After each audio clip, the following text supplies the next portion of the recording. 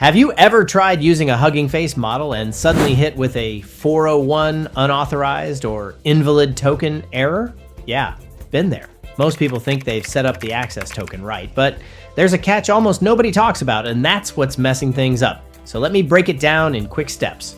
First, go to your Hugging Face profile, click New Token, and choose a clear name like Collab Token or My App Token. Set the role to Read. If you're just using models, no need for Write unless you're uploading.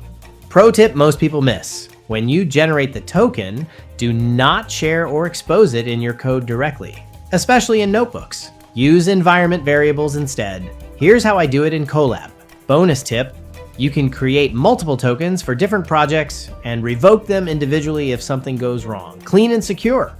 If this helped you fix your access issue or avoid it entirely, drop a like and hit subscribe for more no-fluff, creative tech tips. Got stuck? Drop your error below. I reply to everyone. Let's build smarter, not harder.